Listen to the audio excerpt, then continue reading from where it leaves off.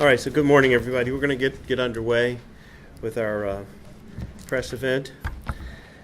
So appreciate everyone being out here this morning for this event because we really want to highlight the work of the Medication Education Disposal Safety Coalition and also the work that's being done around the prescription drug abuse and how they are interrelated.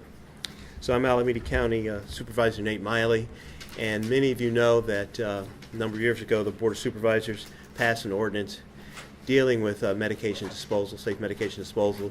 That ordinance was ultimately upheld by the U.S. Supreme Court, and it's basically the law of the land, and many other counties both in the state and across the country are adopting similar ordinances and also including sharps in those ordinances so that we can ensure that pharmaceuticals that consumers no longer want or that have expired, as well as sharps, are ultimately disposed of properly, appropriately, and safely.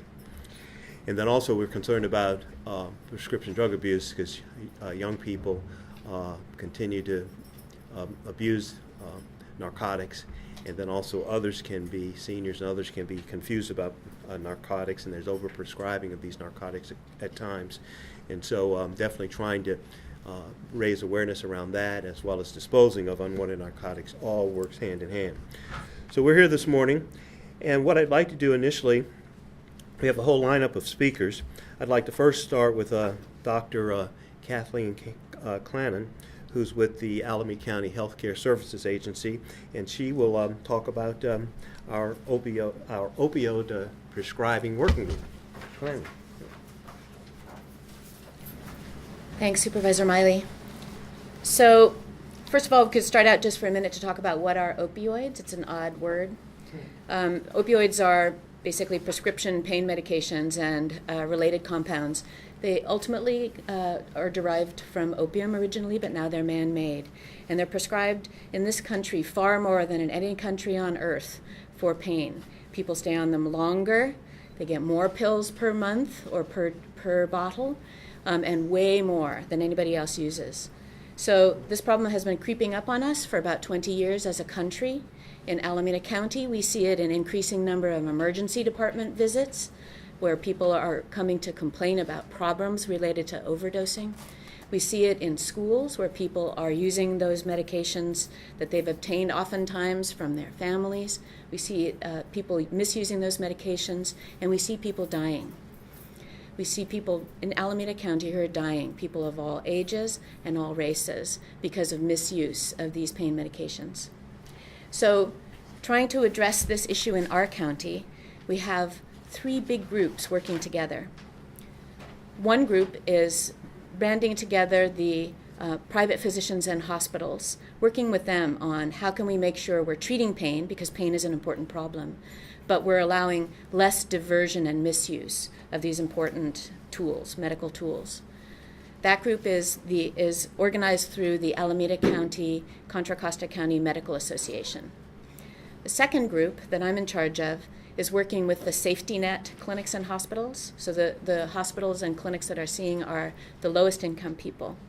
And we're working there with the doctors to educate them to do three things. First, to educate their own patients as they're prescribing, to say, these are powerful drugs. You need them right now, but you need to not take them beyond the time when you need them. And also to make sure that patients who are prescribed these medicines know that they need to keep the medications safe and keep them away from especially the kids, people who might take them to misuse. We're also working with the doctors to reduce the number of times they prescribe these pills to make sure that they're accessing other kinds of pain control for people, like acupuncture and yoga, other things that can help with the chronic pains that we all suffer from. The third coalition is Supervisor Miley's coalition, the Meds Coalition. We're working together with the Meds Coalition in particular to reach out to the general public. So what role does the general public have in helping to combat the dangers of opioids? First thing is people need to know that these medications are serious medicine, and if you're getting them from your doctor even, you should be asking your doctor, do I still need this? And do I need this many? So to recognize that even when prescribed and used appropriately, if used too long or for the wrong reason, these medications can cause people problems. The second thing that we're asking people to do, very importantly, is to make sure that if you have these medications in your possession, you're locking them up and putting them in places where other people cannot get to them. This is a very important source of how people end up getting supplies of the drugs to be misused. So what happens is you get your knee replaced, you have a bottle of Norcos left over, you put it in your medicine cabinet thinking that you're going to go back to it, maybe need it sometime later. You've forgotten about it 3 months later when the grandkids come over, they get into the medicine cabinet, and the next thing you know, the 12-year-old or 15-year-old is using them to get high. That's a major source of how children get access to the drugs. And then the third thing is we really need to have a different conversation about these drugs. This was a T-shirt that was found for sale in a sporting goods store, $20, as you can see on the tag. What's on it is the label from a bottle of cough syrup that contains codeine, an opioid. This is like taking this medication for recreationally is like playing Russian roulette. You can take this safely, but if you take it unsafely, people die. So this dangerous use is being advertised in a local store that is selling things to children in the very small sizes. So we need as a whole community to raise our awareness of the fact that these medicines are important. We need them when we need them, but way too many are getting out there to people who don't need them and who are being hurt by them. That's it for me. Thanks.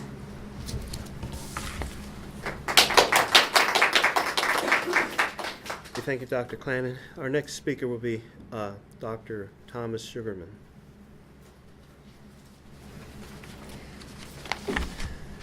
Thank you, Supervisor Miley. Good morning. My name is Tom Sugarman. I'm a past president of the California chapter of the American College of Emergency Physicians. I'm the Secretary-Treasurer of the Alameda Contra Costa County Medical Association, and I'm currently the co-chair of the East Bay Safe Prescribing Coalition. I'm pleased to be here this morning to report some of the progress and some of the good news that our coalition has already generated as we embark on this goal to try to decrease prescription drug abuse in our county. The purpose of the coalition is to promote collaboration between patients and their families, along with caregivers and their doctors, because we recognize that healthcare is a collaborative effort, and it can't just be what the patient wants, and it can't just be what the doctor says you should do, but you have to work together. And the overall goal is to promote safe and effective treatment for pain, in particular safe prescribing for pain medications. We launched our kickoff meeting last November, and our initial focus is on safe prescribing guidelines used in the emergency department, which are displayed up here. The guidelines have been developed with broad input across the state from caregivers and other stakeholders, and are widely endorsed, including by the California Department of Public Health, the California Medical Association, and the California chapter of the American College of Emergency Physicians. They honor and respect the patient-physician relationship and recognize that each individual patient's care has to be unique depending upon that patient's needs. But they create clear expectations for what is appropriate prescribing and what both the provider and the patient can expect. In particular, the guidelines demonstrate that we focus on pain treatment. Our goal is to treat patients' pain, and that in the emergency department in particular, the goal is to address acute and emergent painful conditions, but that chronic painful conditions are often better treated in other settings. And in particular, emergency departments will not be prescribing, in general, long-acting pain medications or high-dose pain medications, or renewing prescriptions for pain medications for chronic painful conditions. Lastly, they make it clear that caregivers are going to be accessing the Prescription Drug Management Program database, which in California is called CURES. This database lists all controlled substances that a patient's received, has been dispensed to them by a pharmacy in California in the last 12 months, and will be accessing that to obtain objective data about what a patient's past history is for how many medications they have or have not received. We've had good success in adopting these. We've already heard from patients, both in our county and in other counties, that They like the guidelines. It leads to a better understanding and less conflict. And physicians feel the same way. And we've seen fewer prescriptions in emergency departments that have implemented these. Next steps for the coalition are to try to move into addressing and better educating caregivers, patients about how to prescribe and how to treat pain in office-based settings, and we're working on that. And another part of the coalition will be working on how to treat and create resources and treatment pathways for patients who already are on long-acting pain medications so they can perhaps decrease the amount of medications they're taking and improve their functionality. I want to remind people that the prescription drug epidemic that our country is facing was created over a number of years from a number of different factors, and reversing that trend is going to take some time and diligent effort, and we are just embarking on this process now. I invite you to look at the East Bay Safe Coalition's website, which is at eastbaysaferx.org. So www.eastbaysaferx.org for further information about our coalition's activities. Thank you. Hey, thank you, Dr. Sugarman. Our next speaker will be Dr. Montu Davis, the county's public health officer. Good afternoon, and thank you, Supervisor Miley. So I want to remind people that opioid misuse and abuse has made national headlines. In 2015, prescription narcotics surpassed auto accidents as being the leading cause of accidental deaths. And when we look at this, in response, many communities have been looking at what do we need to do to keep pace with both policies, medical guideline, and public awareness around prescription medications. Now, these medications can affect young and old alike, and it really is an effort to try to prevent injury and premature death. Prescription drug misuse and abuse is really a public health concern. It leads to unintentional injury and death. And when we talk about abuse, I want to be clear. Abuse is really the use of medication without a prescription or in a way that is other than what is prescribed, or simply for the feelings or sensations that are elicited from the medication. So again, this is not saying that's used to just treat pain, but also for some other purposes.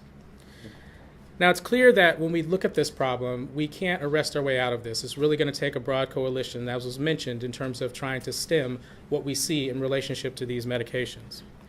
Nationally, there's been a dramatic acceptance of the use of narcotics for the treatment of non-cancer chronic pain, such as low back pain or arthritis or migraines. And again, this is something that we have to really think about and look at in terms of how we control pain. But this use has made it more available in the community. And so past studies from the National Institute of Drug Abuse on 12th graders who have used narcotics in the past 12 months shows that most of them get it or bought it from a family, friend, or relative. That's more than anything else, more than getting it from a prescriber, more than buying it from a stranger. So it's important to recognize that it's in our households that we have to keep these medications safe. Now, 2 days ago, our Board of Supervisors designated March as Prescription Drug Awareness Month to spotlight the surge in and the community impact that use of these prescription painkillers have on our community. As part of that, the board noted the anniversary of our safe drug disposal ordinance, which was led by Supervisor Miley, which was unsuccessfully challenged all the way to the Supreme Court before it became law. Now, pharmaceutical companies now must pay for disposal of unused medications. This should make it easier for people to get rid of those medications that are sitting in their cabinet that they have no use for, and to keep it out of reach for those who might have harm from it. Now, on Tuesday, I issued an opioid health advisory for practitioners. And this was really to draw their attention to what we're seeing in terms of Alameda County, as well as to think about what should they do in order to stem what we see in terms of opioid misuse and abuse. Now, in those steps, what we ask is just what Dr. Sugarman talked about. Really review the person's medical and medication history. Incorporate non-opioid interventions in the treatment plan.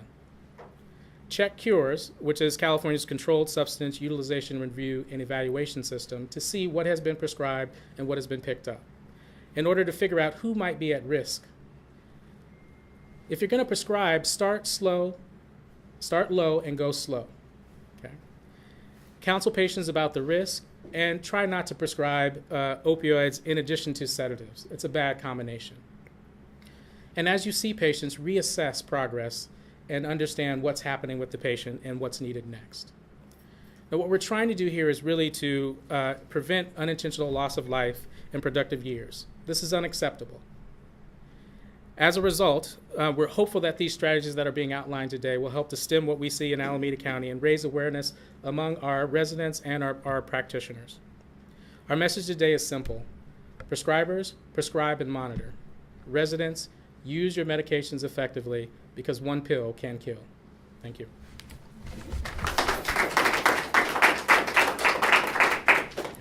Thank you, Dr. Davis. Our next speaker will be Loris Maddox with HIV Education Prevention Project.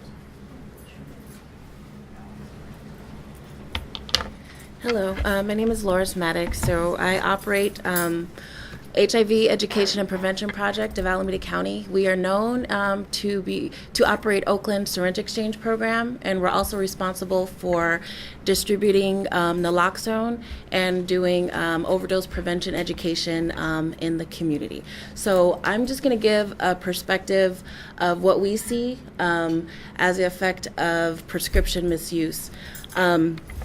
So we see a lot of folks who transition from pill popping to injection drug use. And what that does, of course, is increase the rates of HIV and hepatitis C in the community. I mentioned this on Tuesday. A perfect example of that is a county in Indiana that had folks who were breaking down prescribed opioids, breaking down meaning transitioning from pill form to a form that's injectable. Right? Does that make sense? I hope that makes sense. So that led to an increase in HIV and hepatitis C cases in Indiana. What we're seeing at the exchange are two things. We're seeing younger folks coming, utilizing our exchange services, and we're seeing a lot of new exchangers coming who have little or no education in regards to safe injection techniques because they started by misusing prescribed medications. And one other thing that I'd like to point out as well is it's important too for physicians when they're aware of a patient that they believe is seeking opioids, it's important to not just like cut them off and say no, it's like a punitive thing, and then you don't see them again. Because what happens is they start utilizing the emergency department to seek opioids, and of course, that leads to high utilization of the emergency department, which leads to increased funds for taxpayers. So you see like the trickle effect that just getting a pill out of a cabinet can lead to. Yeah, just wanted to point that out. Thank you.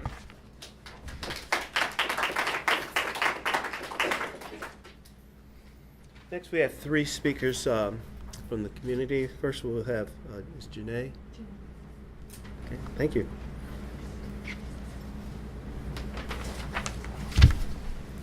Hi, my name's Janae. I'm from Oakland.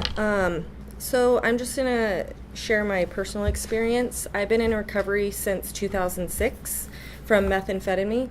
I had surgery in 2010.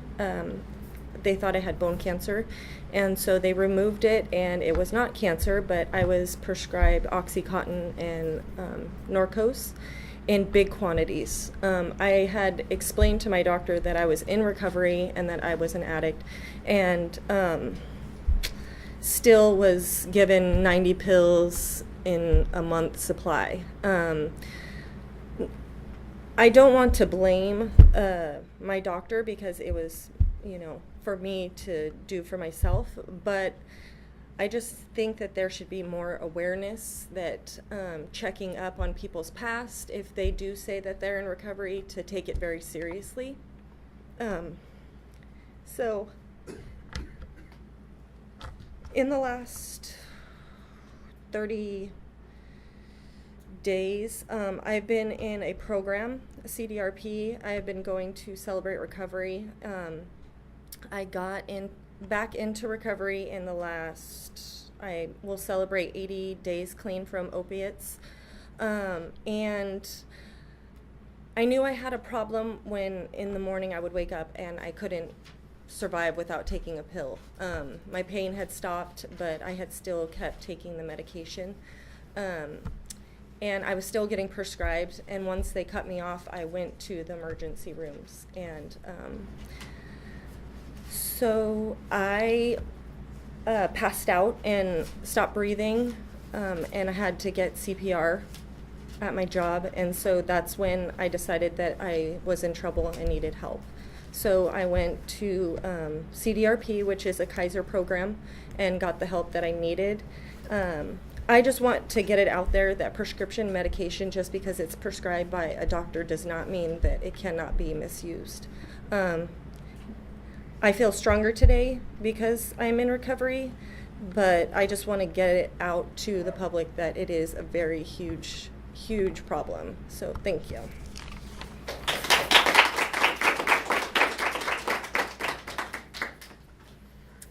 We also have Pastor Langford.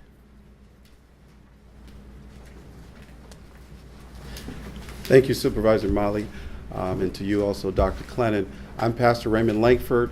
I was born and raised in Oakland, California, and in 1980, I became addicted to prescription medication. I was an athlete at Oregon State University. We won 2 Pac-10 championships. During my freshman year, I had a serious injury where I broke my left arm and my left ankle, and it led to the use and misuse and good feeling of the narcotics, because I was, one, depressed, because I was playing for a high-powered team, and we were winning and I wasn't playing. I began to utilize, not knowing that I had a family history of usage. Today I celebrate 25 years of being clean and sober from any type of drugs. However, I do understand the challenges and the issues. 15 years ago, I began to work with Center for Hope Community Church, Dr. Jeffrey Watson, and we organized the Healthy Oakland, which is a 501c3 nonprofit organization that addresses health, mental health, violence, and crime in our community. For the last 8 years, I've worked with the city of Oakland around violence prevention and street outreach. And as a pastor, I'm on the front lines when young people are not only shot and killed, but when families become addicted. And this also is very true in my personal family. Today, I'm the caregiver for my mom, who's 78 years of age, and she has a room full of medicines, and I have it on lockdown, I might add. But it's important to educate our community. And what I see is that at the community level, our faith leaders have to be educated, our teachers have to be educated, our social workers have to be educated. I am a social worker. I work with the City and County of San Francisco for 10 years as a child protective service worker, so I understand the broad breadth of these issues and challenges where misuse and abuse leads to your children being removed and going into foster care, where it leads to the parents being arrested, where it leads to professional public safety workers coming to homes and being wrongfully treated or misunderstood by our community. So I'm very glad that this subject matter is out there, and I would just encourage anyone, whatever challenges that you've had or what you understand, it's really good to just be a part of the conversation, be a part of the solution and the resolution, so that one pill doesn't kill, but it heals. Thank you.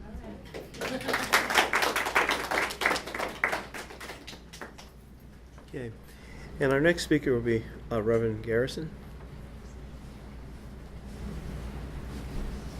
Good morning. I'm Reverend Xavier Garrison. I was wondering why I was last and why the sheriff had to be by me. I don't have any narcotics on me or anything. I can safely say that this morning. You may not like, and I cannot say everything I have to say during these 3 minutes, but I come from another perspective, and that is I was born 2 pounds, 3 ounces, 2 months premature with sickle cell anemia, acute chest in both lungs. And right at Summit, and got transferred to Children's with Dr. Wyszynski, or another doctor before Dr. Wyszynski came in and told my grandmother that I wouldn't live past 2 or 3. And Dr. Wyszynski, who's a well-known hematologist, came in and said, no, he can live, but my grandmother had already told the doctor he wasn't God, and the God she serves, she knows better. My view on all this, everything that I've heard is good.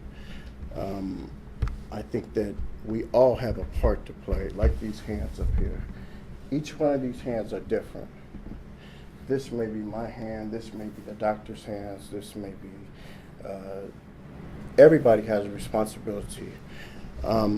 What I don't like and particularly care for is I do not look like what I've been through. I have been called a frequent flyer, drug seeker,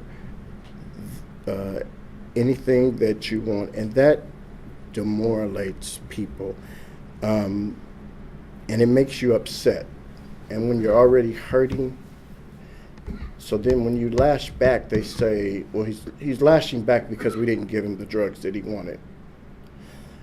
But now we have pain clinics. And I proposed a pain protocol to UCSF Hospital in San Francisco about 15 years ago. And it's amazing that now, after they used it for 15 years, they've turned around and put in other things and said, every month there's a new policy.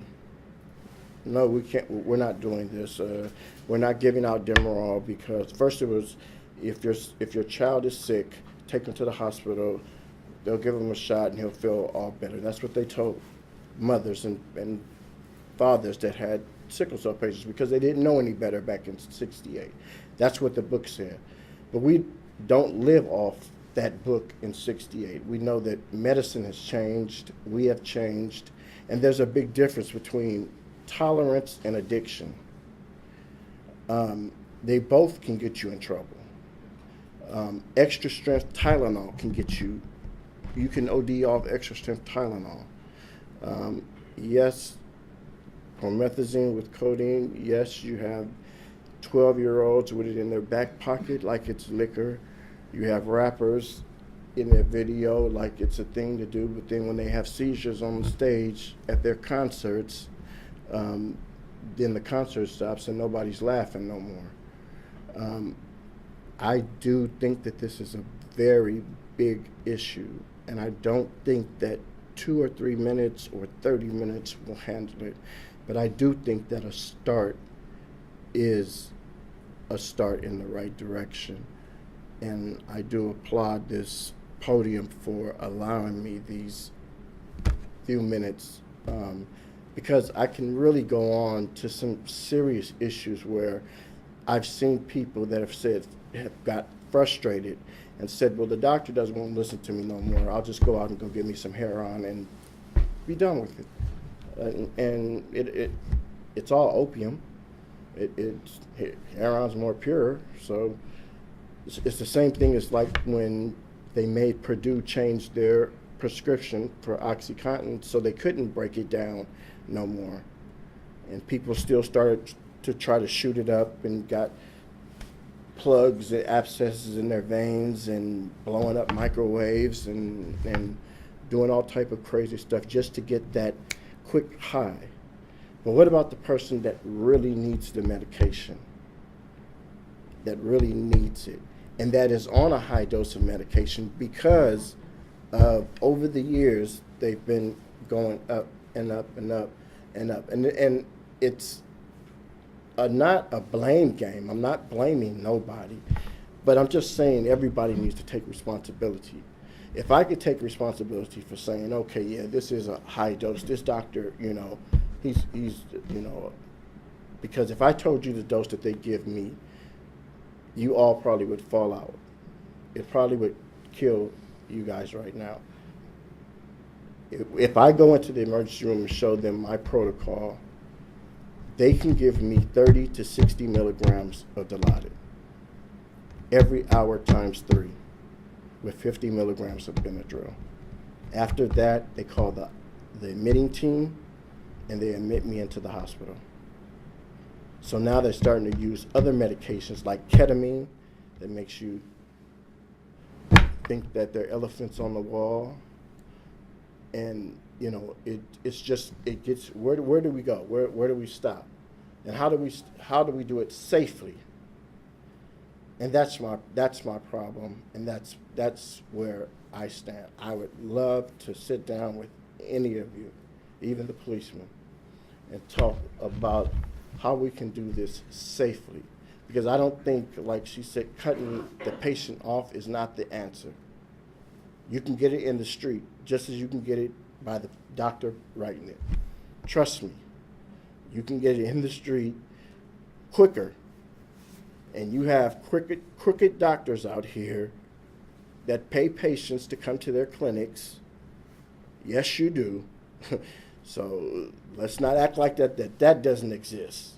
Because we know that there's been some clinics that have been slapped on the hand by Medicare and saying you cannot prescribe narcotics no more. And I won't say names, but we know that has happened. And it's sad that we have gotten to that point. But when you have a clinic and you're trying to make do with what you do, I guess you do what you have to do. I'm not saying it's right, wrong, or indifferent. But I'm saying there has to be a better way. And I'm all for it. Thank you for your time.